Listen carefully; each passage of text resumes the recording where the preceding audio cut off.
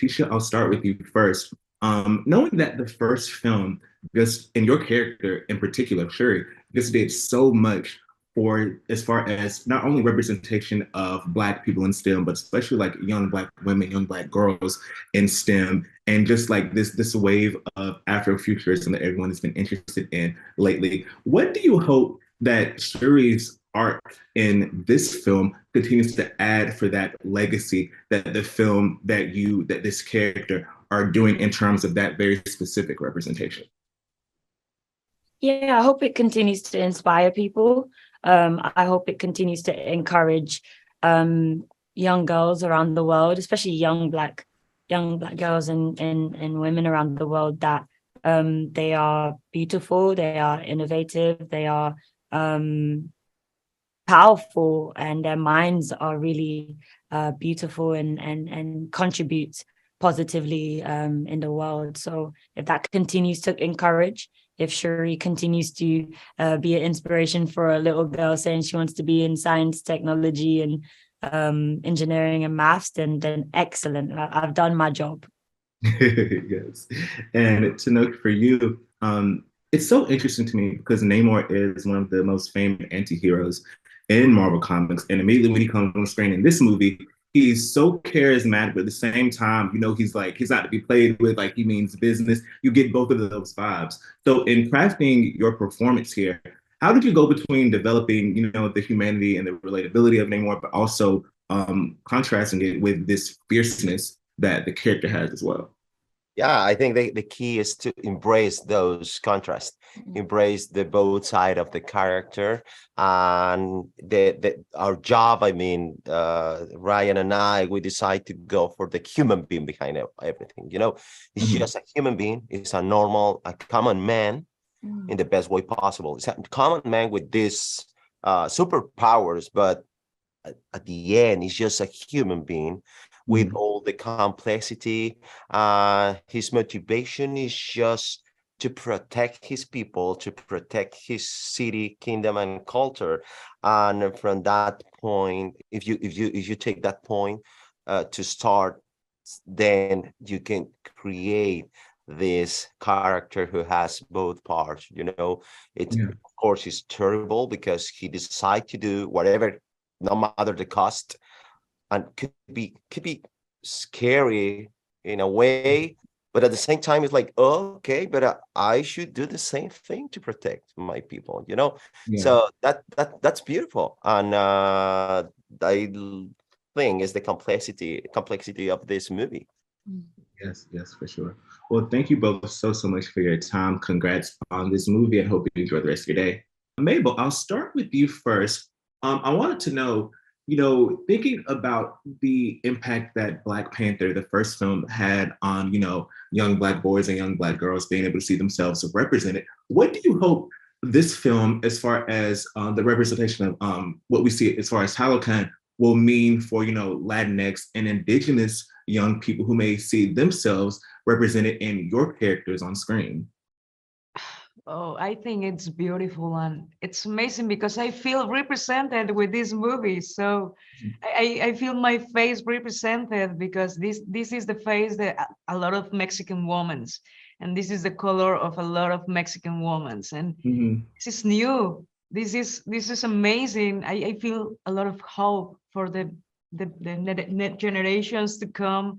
I feel hope for me, for my generation, because yesterday when I watched the movie, it's like, oh my God, it's like the little Mexican things like the play, the ball play.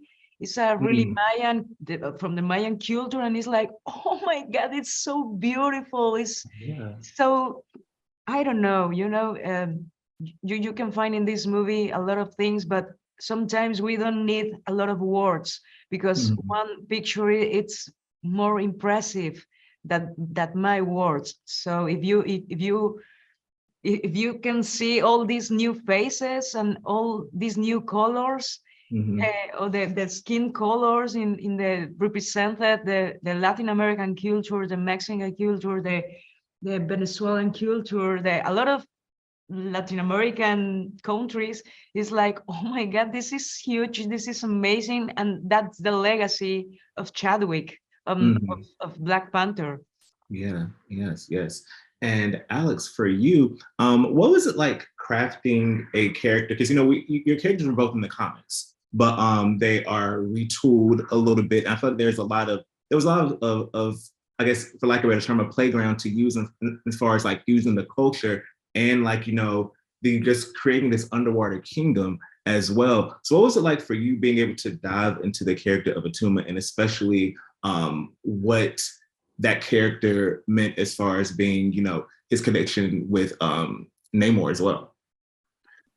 It was such an amazing experience, being able to put this comic book character in this inspired Mesoamerican culture. And as she was saying, the representation that it brings, it's more than just Atuma from Marvel. I feel that this is a huge door that's being opened for the Latino Hispanic community. Now, as far as my relationship with Namor, oh my God, Atuma loves Namor. There's nothing Atuma would not do for Namor. It's a very healthy relationship. Wow. Wow.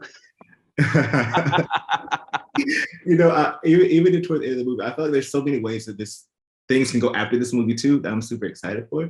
But I cannot wait for more people to see this movie. Thank you so much for chatting with me, and congrats on the premiere last night and the film coming out soon. First off, I wanted to ask you, not necessarily what Nakia has been up to. We don't want to get into spoilers, but what would you explain about her mindset and her headspace, kind of leading into the events that happen in this film, considering T'Challa's death? Well, as you can imagine, Nakia has lost the love of her life and has to contend with that loss and figure out what to do next. She's matured when we meet her, and her priorities may have shifted or sharpened, if you will. Mm-hmm. And yeah, that's all I can say without spoiling it. Yes. And one thing when I was watching this film, I thought a lot about how I feel like the main theme of the film is legacy. Not only in terms of legacy of, the Marvel Cinematic Universe, the legacy of T'Challa, the legacy of Chadwick Boseman, but also how all of those are interlinked together. It's not just, the movie isn't just one thing. It's also honoring Chadwick Boseman while also kind of like laying a path for like explaining what all of this means, what the movie means, what T'Challa meant. I want to know, in returning to the film, what were your own personal thoughts on being able to both honor Chadwick in the film, but to also carry on the legacy of what he started in the first film? Well, in the very nature of our film, we embrace the loss of Chadwick Boseman. Before he died, the film that Ryan Coogler was set to make centered around the T'Challa character. And then we lost him, and it was very surprising to a lot of us. And Ryan and Joe Robert Cole had to go back to the drawing board and figure out how to tell a story from Wakanda without him. Mhm. And what I think the beautiful thing that they did is lean into the truth of the loss that we had all experienced as people who knew Chadwick, as well as people who didn't, just a fan base that was contending with his loss. And so our story embraces the truth, This is art definitely imitating life. Mhm. And so we get to ask the question, how do you move forward when you have experienced loss and tragedy? And that's a question that the world is asking right now. I mean, the experience of the pandemic, that is a global loss. That gives us a unique shared global consciousness. And so this is a story that's very timely because it's not only about losing Chadwick Boseman, but it's about contending with death, which is something that we all deal with at some point or another, and especially in this time. Yeah, and so this movie offers an exploration of that, and we witness the Wakandans put one foot in front of the other, and witness them find hope in a time of tragedy. Yes, for sure, for sure. Thank you so much for your time and your thoughtful answers. And I can't wait for everyone to see this film. I need to talk about it with everybody. So hopefully Talbot says it, everyone can experience it. But thank you so much, Lupita. Yes, take care. Thank you.